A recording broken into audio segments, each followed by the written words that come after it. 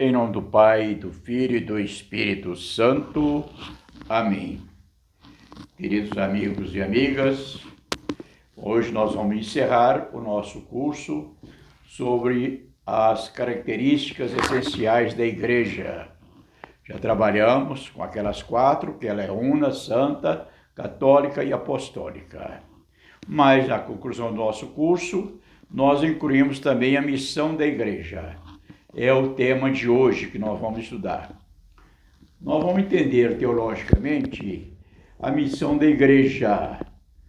Walter Kasper, em sua obra A Igreja Católica, Essência, Realidade e Missão, ele descreve da fundamentação teológica da missão do Novo Testamento e no Concílio Vaticano II, destaca-se o seguinte: a fonte da missão é o próprio Deus, ou seja, a origem. A missão é propriamente a obra bem própria de Deus. Ela é missio Dei, missão de Deus. Ela parte do Pai, a missão, por meio do Filho, e é impulsionada pelo Espírito Santo. Desperta a vocação das pessoas e as põe a serviço da missão. Continua ainda. Nesse sentido, a missão é um envio e encargo da Igreja. A Igreja foi primeiro fruto produzido pela Missio Dei e está agora levada adiante pela ação do Espírito Santo pelo serviço e construção de uma nova humanidade.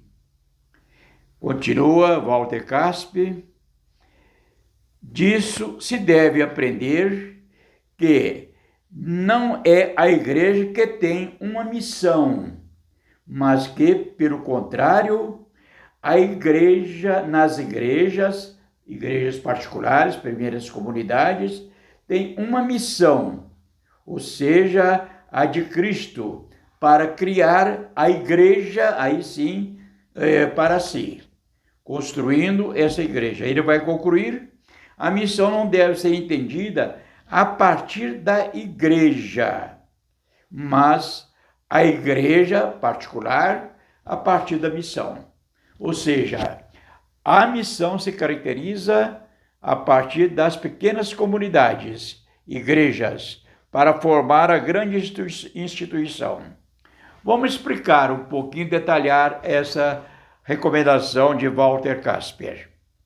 O pensamento teológico dele nós podemos entender em alguns pontos. O primeiro, a missão origina-se de Deus, que é transmitida ao Filho, que, por sua vez, é impulsionada pela ação do Espírito Santo, ou seja, é obra trinitária.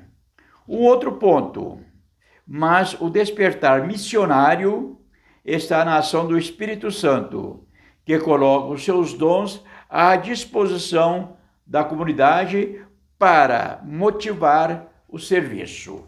Então, é a própria ação do Espírito Santo que nos vai levar a essa atitude.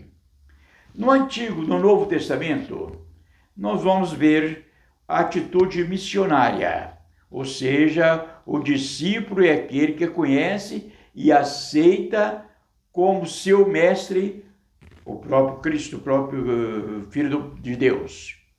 Vamos destacar 3 pontos aí nesse aceitar no discipulado. Primeiramente, os 12, lá em Mateus 10, 1, e paralelos dos outros evangelhos, quando Cristo convoca 12 para serem seus apóstolos, entrarem na sua escola, aprender, para depois viver a ação missionária da Igreja. Um outro ponto, depois desse grupo íntimo, esses 12, outros discípulos seguem. Nós temos lá em Mateus 8, 21 a 22. Outro dos discípulos lhe disse: Senhor, permita-me que eu vá enterrar o meu pai. Mas Jesus lhe responde: segue-me e deixe que os mortos enterrem seus mortos.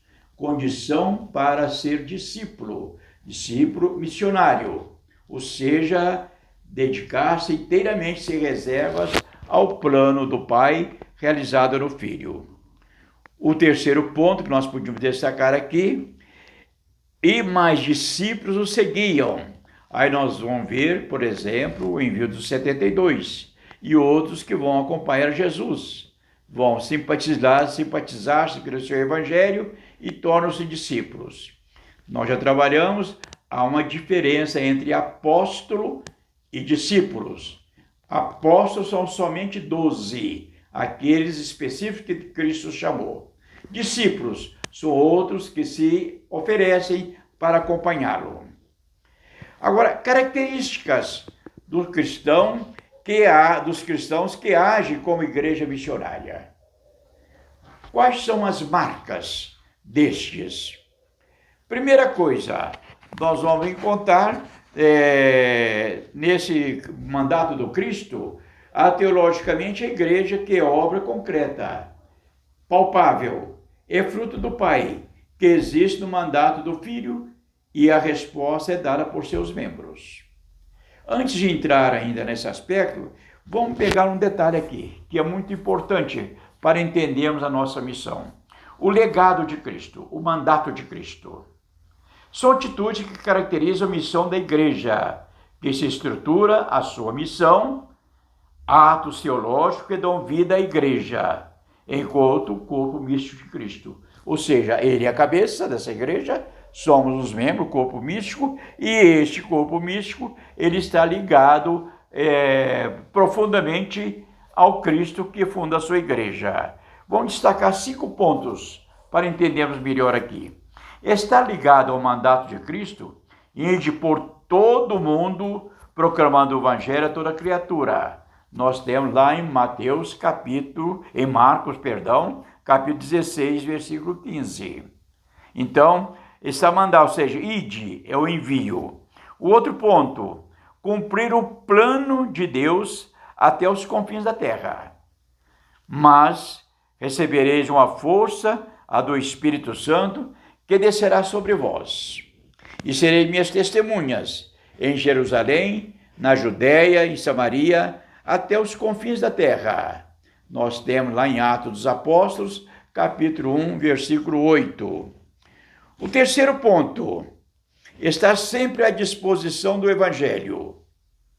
Eles, deixando imediatamente as redes, o seguiram, lá em Mateus capítulo 4, versículo 20. Ou seja, não fazer objeção, estar pronto para aceitar a missão. O outro ponto é uma obrigação de fé, como proclama São Paulo. Ai de mim se não anunciar o Evangelho. Nós temos aí lá em 1 Coríntios, capítulo 9, versículo 16. É esse posicionamento da fé. É uma obrigação. Como o Pai me enviou, como o Pai enviou o Filho, a igreja, na pessoa dos apóstolos, recebe a mesma missão que nós temos lá em João, capítulo 20, versículo 21, depois daquele diálogo de Cristo com Pedro, tu me amas. Assim, gente, nós entendemos inicialmente essa postura teológica da missão. O Vaticano II, na sua Constituição Dogmática Lumen Gentium, trata da missão da igreja especificando os meios e canais dispensáveis ou dispensados à igreja para cumprir o seu mandato, ou seja, depositados na igreja. Resume na pregação do evangelho para confessar a fé, convida à abertura ao batismo, à união em Cristo, conduzindo o homem à glória de Deus e à derrota do mal. Assim, então, nós temos essa expressão teológica. Agora, voltando àquilo que eu estava querendo dizer, vamos especificar, depois dessa explanação, fica mais fácil entender essas características do cristão que agem como igreja missionária. Primeiro aspecto, a vocação, que consiste em atender a um chamado que é de iniciativa de Jesus. Nós temos lá em Marcos, capítulo 1, versículo 17 ao 20, Marcos 1, versículo 17 ao 20, depois João 1, 38 a 50. Essa é a vocação. Depois uma vocação que vincula pessoalmente a Cristo. Não depende de quem é chamado, mas de fazer uma opção pessoal, ou seja, impulsionado pela vocação. Por isso o Pai disse: este é o meu filho amado, em quem me comprazo. Lá em Mateus, capítulo 17, versículo 5, onde acontece isso aí, na transfiguração. Além dessa vocação, dessa vinculação, há um configurar, ou seja, entrelaçar-se em sua conduta com a de Jesus, aprender suas lições, assumi-la e anunciar a todas as gentes. Nessa vinculação, nessa vocação, nessa configuração, é preciso que se destaque a dignidade do chamado, a dignidade da missão, partilhando o próprio destino do Mestre, carregando sua cruz, como nós vimos que ele anuncia em Marcos, capítulo 8, versículo 34, e nos outros evangelhos. Então, essa dignidade dessa vocação para ser missionário, é entrega sem reservas. Mas, além dessa dignidade, é necessário compartilhar. É o que nós chamamos de comungar, partilhando o próprio destino do Mestre, carregando a sua cruz. Ele vai nos lembrar lá em Marcos, capítulo 8, versículo 34. Ou seja, comungar, aliás, Mateus, capítulo 19, versículo 22. E também no versículo 28. Ou seja, compartilhar. Mas viver concretamente, materializar essa vocação diante dos necessitados, ou seja, viver caridade, a caridade plena na comunidade.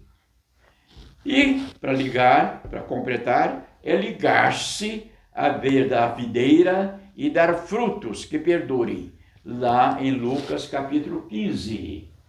Não são qualquer frutos, mas aqueles que geram igreja, aqueles que geram o mandato de Cristo. Assim nós temos, em síntese, a missão da igreja. É uma reflexão.